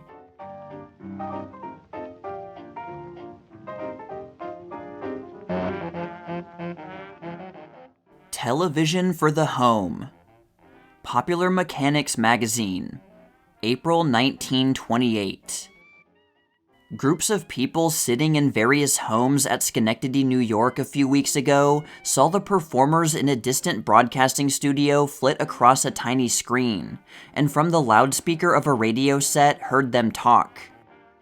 Television, a laboratory plaything that has interested scientists for several years, had arrived. A large square cabinet, built somewhat like the bigger talking machine models, is the first home receiver for radio-transmitted images. The dials of a receiver protrude from its middle, and above them, at the eye level of the seated spectator, appears a 3-inch square window, behind which is the screen on which the images are formed. The one great problem that has perplexed television experimenters for years, how to synchronize the transmitter and the receiver, was solved by simply ignoring it. Instead of all the elaborate and very expensive equipment necessary to keep the whirling disc of pinholes that paints the image on the receiver screen in absolute step with the corresponding mechanism that transmits the original image, the television receiver for home use has a simple rheostat control on the end of an extension cord that permits the spectator to do the synchronizing himself. If the receiving motor runs a trifle fast or a bit too slow, the picture will begin to get out of focus, to slip off the screen. The effect is much like that at the movie theater, when the frames of the moving film and the shutter do not work in unison, and you see the bottom half of one frame and the top half of another on the screen. The operator makes a simple adjustment to the projector, and the picture is restored to position. And in the same way, a slowing down or speeding up of the television receiver motor brings the picture back into place. It is as simple, explains Dr. E.F.W. Alexanderson of the General Electric Laboratories, who developed the machine, as learning to drive an automobile. David Sarnoff, Vice President and General Manager of the Radio Corporation of America, predicts that within 5 years, television will be an art and an industry in this country. Here is how the first practical demonstration in the home worked. In the studio, the performer stands before an ordinary arc light. Between him and the light is a large disc, revolving 18 times a second, and in the disc are 48 holes, arranged in a spiral, so that in each revolution, successive beams of light are swept across each part of the performer's face. A photoelectric cell is directed toward the performer, and as each light beam is reflected back from his face, it affects the cell, which converts the light into electrical energy. From there on, the transmission system differs in no important respect from the usual broadcasting outfit. The tiny current wave in the photocell is magnified and amplified into a powerful signal, which is then dispatched into the air through the antenna on a wavelength of 37.8 meters. The antenna is a new type, the wires arranged in a checkerboard square, each wire being half a wavelength long, and so coupled that they are always in phase, eliminating the necessity of antenna tuning. The WGY transmitter on its usual wavelength of 379.5 meters was used for the accompanying voice transmission. In the home, there are 2 receivers, one to pick up the voice on one wavelength and deliver it, amplified in volume, to the loudspeaker. The other, operating on a different wavelength, receives and amplifies the electrical signals produced by the image. Instead of being connected to a loudspeaker, the output of this receiver goes to a small cold light, a neon gas-filled bulb, which is so sensitive that it can be turned on and off 1,000,000 times a second if necessary, with no lingering afterglow, and which has the peculiar property of producing its glow on one side of a target-like electrode only. In front of the neon globe, a duplicate of the pinhole disk at the broadcasting station is revolving 18 times a second, kept in step by the control in the spectator's hands. As its 48 apertures sweep in turn across in front of the light, they pass the pulsating light beams, now rising in brilliancy for a highlight, and then fading off for a shadow. The disc is 24 inches in diameter, and the 48 holes each 35 millimeters across. The distance between the outer and inner holes of the spiral is calculated to make an image only 1.5 inches square. But between the disc and the spectator's window is a magnifying lens that doubles the picture each way, bringing it up to 3 inches square. The rate of revolution of the disc, 18 times per second, produces a corresponding number of images, or 2 more per second than are seen when movie film is operated at standard speed. The Moore neon lamp, invented by D. McFarland Moore, an engineer of the Edison Lamp Works of the General Electric Company, gives the picture a distinct pink cast, one of the characteristics of neon which is seen in the new type of signs now in use. In the demonstration at Schenectady, performers in the studio talked, moved about, lit and smoked cigarettes, exhibited their bobs and permanent waves, and performed other stunts. As all the apparatus as yet built has such small receiving screens, no attempt has been made to transmit an entire studio scene, an orchestra playing, or even a full-length portrait of a moving person. One of the interesting things about the television demonstration is that when the broadcasting of images becomes a regular feature, anyone will be able to build receivers, for none of the principal features will be covered by basic patents. The revolving disc, the neon lamp, and the photoelectric cell are all old inventions.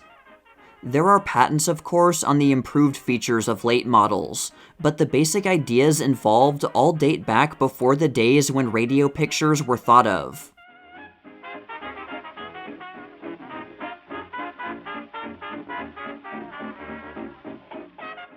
Manless Monsters to Decide Future War.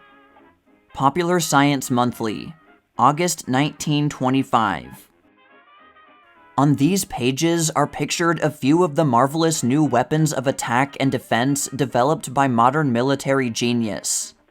They represent the last word in war machines.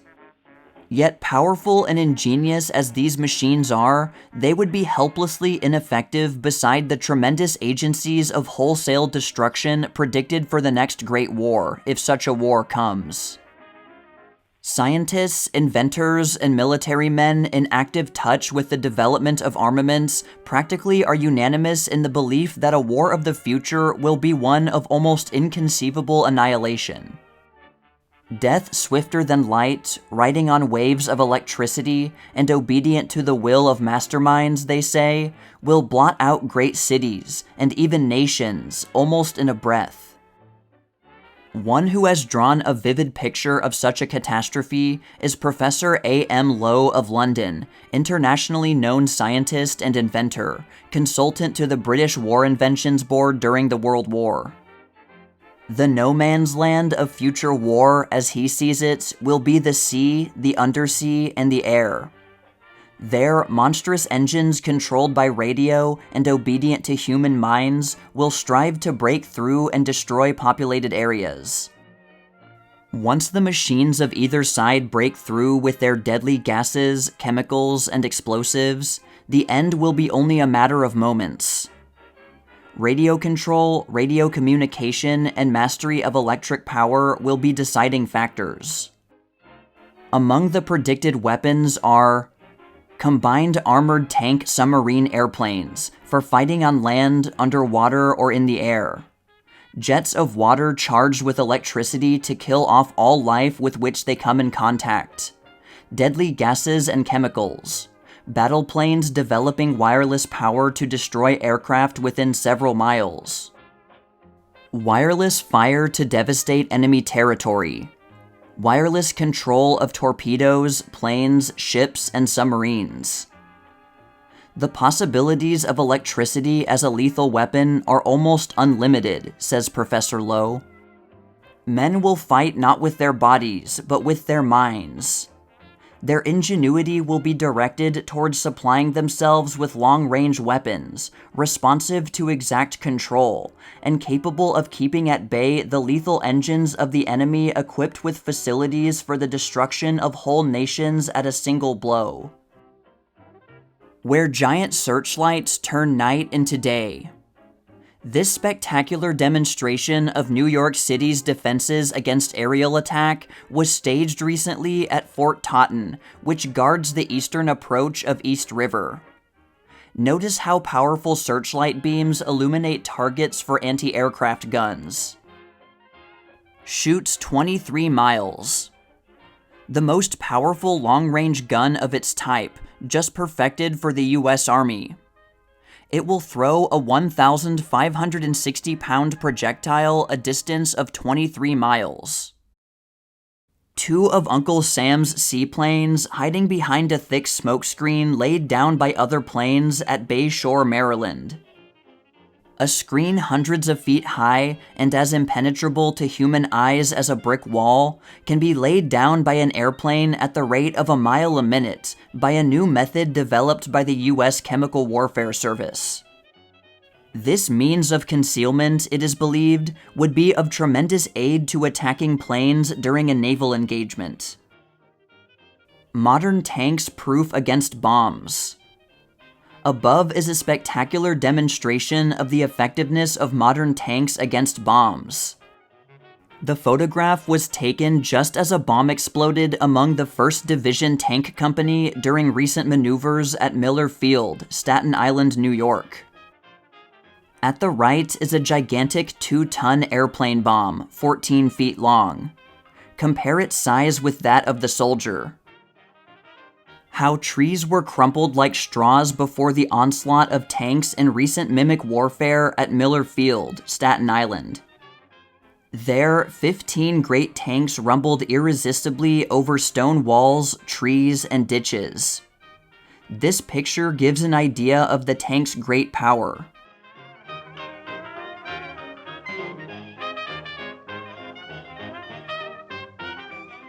Age of Wonders Still in Future. Popular Mechanics, September 1927. Will sun energy supply the power of the future when coal, water forces, and gasoline have been exhausted? Why the future, said Charles F. Kettering, inventor of the self-starter for automobiles and many other things that have advanced the science of motoring. Isn't sun power our main power today? He asked. We are but using up the energy the sun stored away for us during countless centuries prior to the time when man first learned the uses of steam and gasoline. The time will come, however, when we must use the sun power given us every day. The world will use more and more power, and gradually our natural resources will give out. Not in our lifetime, certainly, but geologically speaking, just a short time ahead. Then we must turn to the sun, and to the spots on Earth where the sun is most active. Mr. Kettering says the world is interested generally in sun machines that are being invented with a certain degree of success. But he doesn't believe a sun machine in itself will be the method to be adopted for the use of sun energy. Coalfields, he points out, came as the result of vegetation brought forth by sun power. A learned scientist is now experimenting in Cuba, where it is possible to raise 11 tons of sugar to the acre, he said. In these temperate zones, we may do our own experimenting, that of making fuel from vegetation. But the method is too slow for this swiftly moving world. We must plant our corn in the spring, wait for the sun to develop it to maturity, and harvest it in the fall, all before we are ready to make commercial use of what the sun has accomplished. Now, in the tropics, this process is shortened by months. And so, when the time comes for us to turn our eyes toward the sun, we must take to the tropics. Visions of the world of tomorrow have been painted by other scientists, following the success of sun power machines, operated during the sunlight hours by means of great lenses to generate steam. Predictions have been made that the generations that will follow a gasless and coalless age will people the great deserts. But the engineer who made it possible to start an automobile without cranking and who heads one of the greatest research laboratories in the world asks why bother with engines at all when the sun is at work constantly to produce man's greatest necessity, fuel. Who knows but that the time may come, he suggested, when man will learn to use directly the sun power.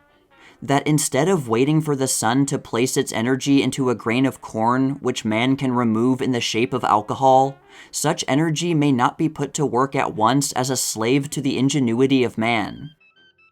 In stressing the importance of fuel, Mr. Kettering emphasizes that mankind is merely taking its first toddling steps in science, and cites the case of J.W. Mettler of Great Falls, Montana, who in 1888 received a suit and overcoat for dumping 20,000 barrels of gasoline into a creek and not getting caught at it.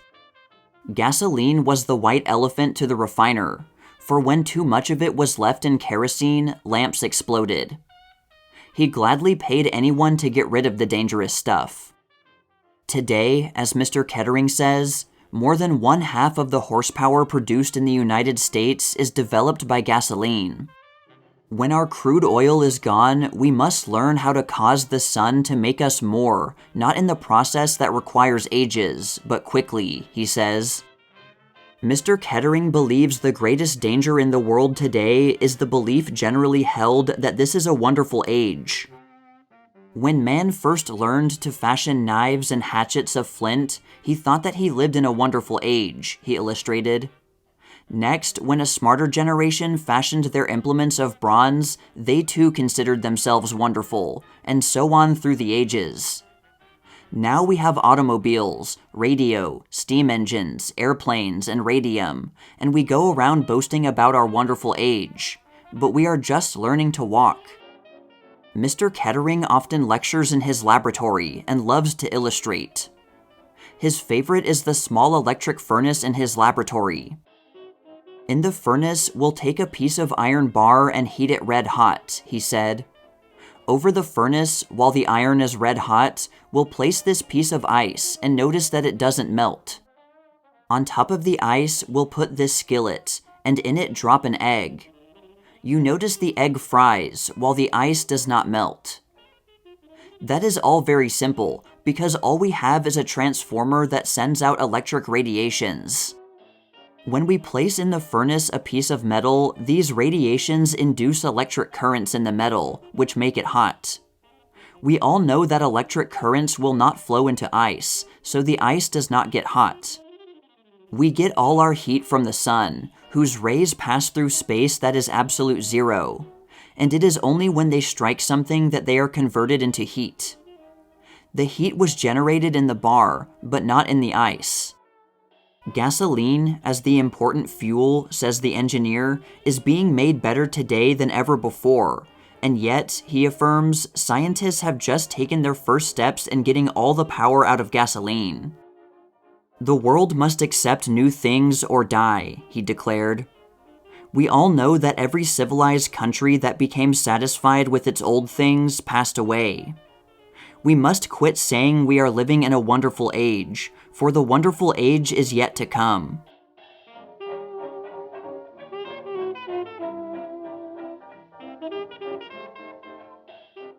Living on the Highway to Save Rent.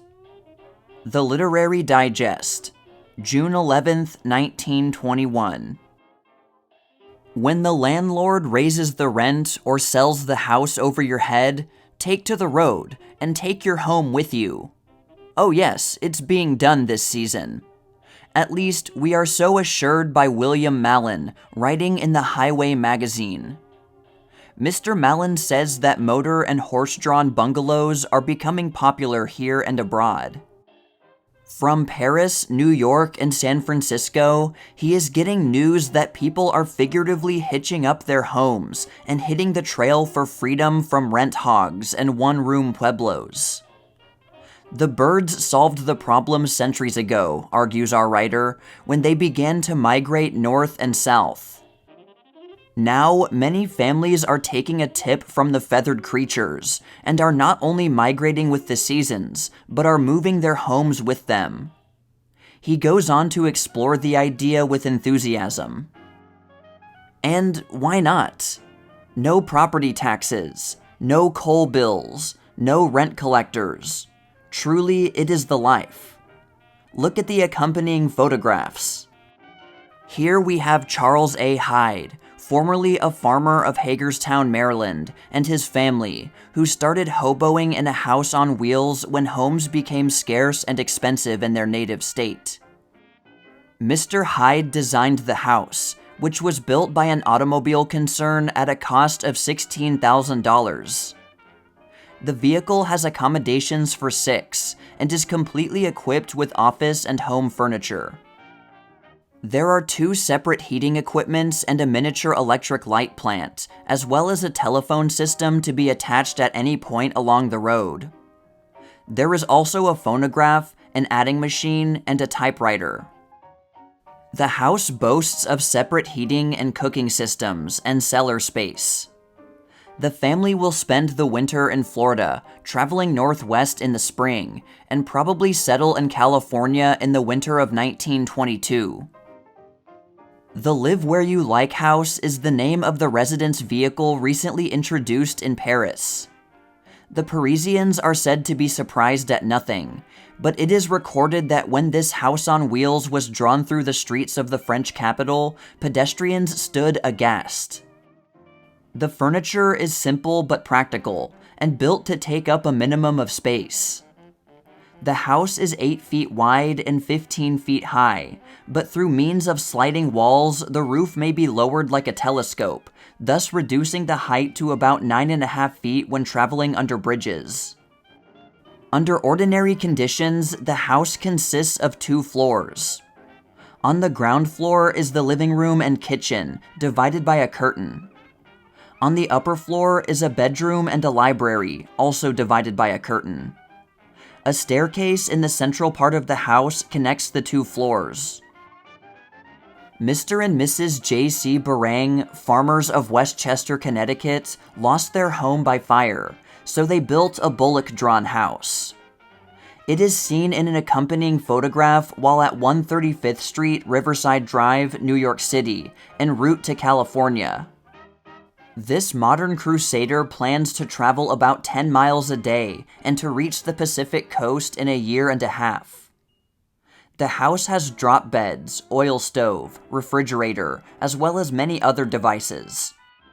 A cart, also drawn by a bullock, carries supplies. An extra tent under which to house the stock is also carried.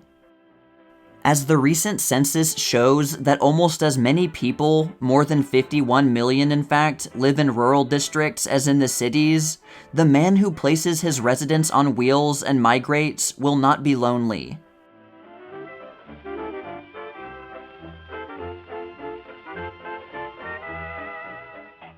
To the moon at 7 miles a second. Engineers plan strange new 5-ton rocket. By H.C. Davis. Popular Science Monthly, February 1927. When Charles Fitzhugh Talman of the U.S. Weather Bureau prophesied in last month's Popular Science Monthly the marvels of meteorology we may see in 1927, one of the possibilities he mentioned was that Professor Robert H. Goddard of Clark University might perfect his long-awaited moon rocket. Man's fascinating dream of reaching the moon is progressing from a Jules Verne fancy to a cold problem of mathematical and engineering calculations. That such a feat is considered within the range of possibility is evidenced by the activities of scientists in Europe as well as in America. 2 of them, Professor Hermann Obert and Dr. Franz Höft of Vienna, are constructing a 5-ton rocket ship in which they hope to reach the moon in 2 days. Already, they have experimented with small model rockets which are reported to have reached altitudes of several miles, returning to Earth by means of parachutes which opened automatically when the rockets ceased their climb. Another project is that of Max Valier, young Austro-Bavarian astronomer and aviator, who is also at work on a rocket-driven spaceship. All of these plans are based on virtually the same principle. Each proposes a projectile-shaped ship propelled by the continuous combustion of fuel which it carries. The reaction or kickback from the blast of exhaust gas, they calculate, would drive the rocket at terrific speed. Professor Obert's design, for example, calls for a triple rocket in one unit. That is, the shell of the rocket would contain 3 explosive chambers in the rear, the first carrying alcohol and the other 2 liquid hydrogen. Such a rocket, he estimates, could exceed a speed of 7 miles a second. As the rocket progressed, its speed would be increased by dropping off the shells of the exhausted explosive chambers, lessening the weight. What would it be like to travel through space in a ship of this kind? In the first place, once the regions beyond gravity had been gained, the passengers would float like spirits in midair, a detail the moon voyagers have provided for by supplying straps with which the passengers will be fastened to the walls. Since no liquids would flow, the passengers would be forced to suck their drinks from bottles through rubber nipples. How the rocket could make a safe landing on the moon, or how the return voyage could be accomplished, are problems apparently unsolved. Dr. Hooft, however, has invented an ingenious steering device to guide the rocket and prevent it from wandering aimlessly in space. A few weeks ago, a number of astronomers, engineers, and physicists meeting in Vienna formed a society for the exploration of the universe to promote Obert's project. The initial plan on its program is to shoot a flashlight rocket to the moon and observe its explosion through a telescope.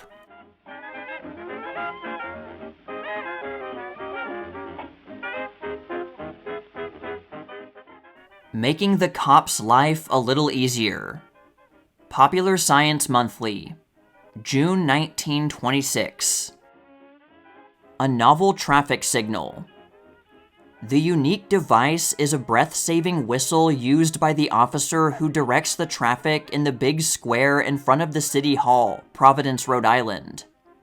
It is operated by the plunger he is grasping. Getting the bandits. Chicago police use these new fighting-top cars to pursue hold-up men. One of the firing squad, ready to shoot, may be seen standing in the tonneau in a sort of pit designed to hold 2 men. Prepared against fog. A fog is trying on the police. Here is a New York traffic cop protecting himself with a lantern. And here is a London bobby clad in life-saving jacket and armed with hook to pull out unlucky fog victims who fall into the Thames. He keeps his feet dry. Birmingham, England traffic policemen wear an easily distinguished white rubber coat and stand on rubber mats as protection against wet weather. Boston police taught to shoot.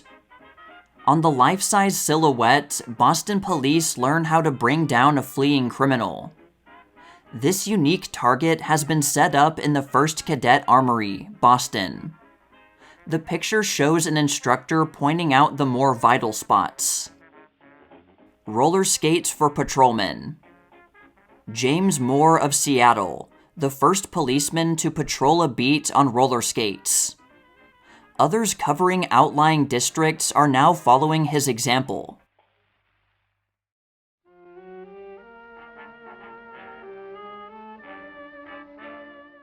Movie film from camera to screen. Popular Mechanics, January 1925. Beginning its work of reproduction with the clamorous click of the movie camera, the more than 500 million feet of film yearly consumed in printing the numerous reels of motion pictures daily exhibited in theaters, halls, offices, and factories, is subjected to many delicate operations before it is finally ready for the projection machines. Whisked from the camera at the studio or on location, the precious ribbons are rushed to the developing laboratories by speedy and trusted messengers, who guard them carefully against injury or exposure to light. When fully developed, they become the negatives from which any number of copies may be printed for screen showings. Such negatives are the only products resulting from the labors of scores of highly paid actors, and months of planning and building the sets and scenes whirring cameras record. On receipt of the undeveloped films at the laboratories, they are started through a maze of dark shadowy rooms under dull rays of deep red lights, where they are treated with various solutions that disclose the hundreds of tiny pictures, and set the coating on the strips so it cannot be disturbed under careful handling. A positive print is then made and returned to the studio for inspection, while the negative is deposited in a fireproof vault to await future requirements. Raw film from which the positive or exhibitor's reels are made is received in circular metal cans, each containing 1,000 feet. The packages are opened only in a dark room equipped for that purpose, and reach the printing department without being touched by any light other than the dull red glow under which all work is performed until the strips have been passed from the fixing or hypobaths, when light becomes harmless to them. As a reel may contain both interior and exterior scenes, exposure time must be determined for the various degrees of tones and shadows covering the different sections. Experts in the measurement of exposure estimate the periods while passing the negatives across a glass panel illuminated from beneath by a strong light. Each change is carefully marked, and a machine cuts notches along the edges of the ribbon so that a warning buzzer on the printing device can be operated to notify the attendant when the period of exposure is to be decreased or increased. When prepared for copying, the negatives are wound in lengths of 200 feet and run through the printing machines. So fast do these work that but 4 minutes are required to complete one of the wound lengths. As soon as the reels are exposed, they are wound over large flat racks for developing and fixing in another room. Thoroughly washed in pure water, they are allowed to drain, and are then put into a rapidly rotated device which drives off most of the remaining moisture by means of centrifugal force. In the laboratories of the Rothacker Film Manufacturing Company, drying is accomplished by means of gigantic revolving drums fitted with grooves to receive the film racks. Constant motion through filtered air while on the wheels removes any traces of moisture the draining operations may leave on the film. After inspection, the film is taken to the assembling rooms, where the sections are united in one continuous length. The film is first polished and waxed along the edges, and then is projected on a small test screen for inspection. Here, flaws are revealed that generally are not visible on the bare film. Digs, scratches, dirt, misprints, and misframing call for replacement of those sections where they occur. Substitute film which has been prepared for this purpose is used for the corrections, and a final inspection certifies the reel for the cleaning that precedes its packing for shipment or storage.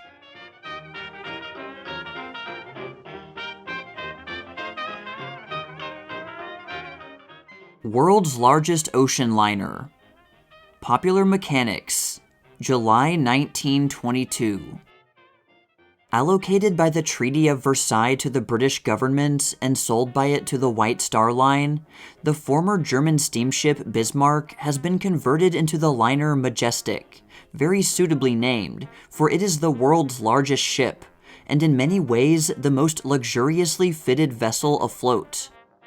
This ocean-borne palace is 956 feet long, 100 feet broad, its hull 102 feet deep, and its tonnage is 56,000. It has 9 decks, with a total area of 7.5 acres, and its main deck is 75 feet above water. It has accommodations for 4,100 passengers and a crew of 1,000. Its power installation is the largest ever fitted in a passenger vessel, consisting of 4 huge turbine engines, each weighing 375 tons, for forward driving, and 4 reversing turbines. With 48 boilers, it is fitted with a modern oil burning system, and consumes about 5,700 tons of liquid fuel in a single crossing. The total horsepower is 100,000, and its normal speed is 28 miles an hour. Passengers can take their daily walks in any kind of weather, for the promenade deck is more than 50 feet above the sea, and is enclosed for a great part of its length with glass panels. On this deck are a restaurant, a palm court, and a lounge. From a grand foyer is an unbroken sweep of 250 feet down the center of these apartments. Provision is made for outdoor sports in a special section of the boat deck. 2 public rooms of special interest by reason of their size and location are the library and the smoking room. Contrary to custom, both are situated at the forward end of the passenger decks, one above the other. The library, on the same deck as the lounge, has shelf capacity for 4,000 volumes. The room affords facilities for personal correspondence or any kind of literary work. Besides the luxuriously furnished first-class accommodations, the ship has second- and third-class quarters, which correspond in character with the other parts of the ship.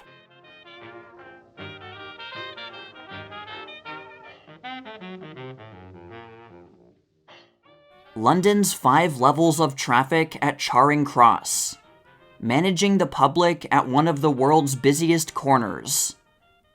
Popular Science Monthly, January 1921. Charing Cross Station in London is one of the busiest spots in the world. It is the main junction of the Underground Railways, where 2,290 trains stop daily. In one day, 190,000 ordinary ticket holders enter and leave the station, together with 32,000 season ticket holders. The station carries traffic at 5 levels. About 25 feet above the Victoria Embankment, Charing Cross Railway Bridge marks the location of the historic Hungerford Suspension Bridge, which it replaces, extending across the Thames. A double tramway track occupies the outer edge of the embankment, while 17 feet below its inner edge are the electrified rails in the District Railway Tunnel. Below this are the tube railways, the Hampstead platform being 50 feet below the east side of the bridge, while the Bakerloo platforms are 63 feet in depth on the west. As indicated in the picture, a further stairway and short subway are being built from the street level to the top of the elevators to relieve congestion by separating ingoing and outgoing passengers at rush hours. At these periods, the whole of the underground honeycomb is literally swarming with the masses of hurrying humanity.